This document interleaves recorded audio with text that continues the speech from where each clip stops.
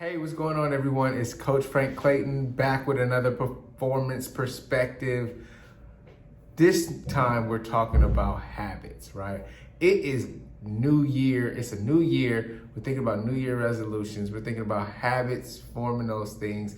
Anytime we want to start something new or quit something that we're doing, that is a habit. And I'm excited because I've been listening to some research and reviewing some articles and listening to some dope podcasts that I just want to share one technique with you all and break down habit creation and formation and all those things real quick. Because I know there's something that you want to do, a goal you're trying to get to, some habits you're trying to build, but there are also some habits that you want to stop from doing.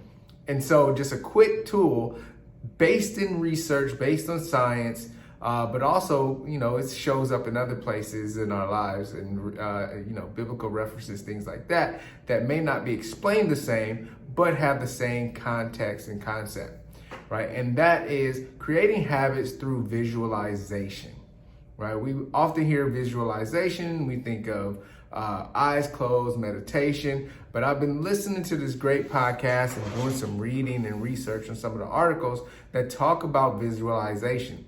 And so creating a new habit. I know you want to start running. I know you want to lose weight. I know that you want to begin to work on your business. You want to be a better parent. You want to do all of these different things. Anything that you want to do that is aspirational, that gets you from one place to the other, is going to start with doing it consistently, building the habit of whatever tasks that need to take place in order for you to get there. The one Dr. Andrew Huberman describes the challenge or what he calls limbic friction, which is the amount of conscious effort it takes to create or do a particular action. For those actions that are hard to begin or hard to be consistent at, means you probably have a large amount of limbic friction. And limbic friction, again, is just how much effort does it take me to do this thing? Is it easy for me to start it and do it and be consistent, or is it hard? Things like working out for me is a very low level of limbic friction, right? That's something I like to do. It's something I want to do. So there's not much resistance there. But things like writing articles or research papers, there's a little bit of limbic friction there. And so I want to figure out, how do I reduce the limbic friction so that it makes it more likely that I engage in this activity and this thing that I want to be able to do on a consistent basis, is how he explains. And he references a couple of articles. One I thought was really dope, and I may put it down in the chat if I can find a link to the actual article online. But who wants to read research articles? That's what I'm for, to just kind of give you the what to do's. Right, so this particular article and the particular technique and tool is about visualization.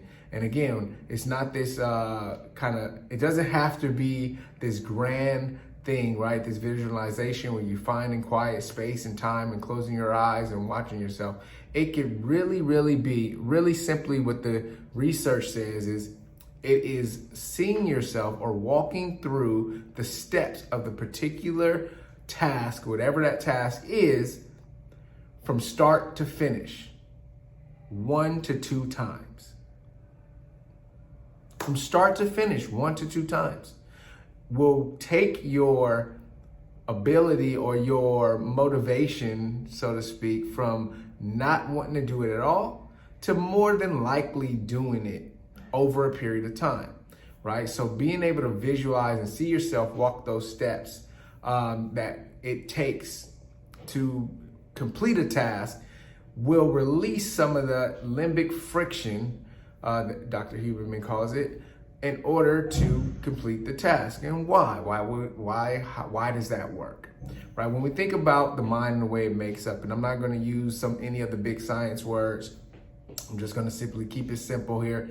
When we think about what it takes for us to complete a task and how the neurons fire and all of those things, when we visualize, when we mentally rehearse an action, then the parts of the brain that light up when we actually do that action light up when we think about it, right? So if we are visualizing and we are walking ourselves through that process, when it's time to actually do the task, the same areas light up and they're already ready to go, right? Because the brain has been primed, and so it decreases the amount of conscious effort it takes to actually do that task, right? Because remember, when I define, and the way he defines it is limbic friction is how much conscious effort, how much effort it takes. And that degree of limbic friction is what keeps us from doing something, right? When there's tension there. So rehearsing it mentally relaxes some of that tension because your brain is already primed, ready to go. So any task that you want in this new year, give it a try. Rehearse it, mentally go through it, visualize it. Again, you can do it with your eyes open, eyes closed, whatever it is from start to finish. And that will make it that much more likelier that we are setting in new habits. Take that time. Again, remember, life is a game. You are a game changer, and I just want to see you win.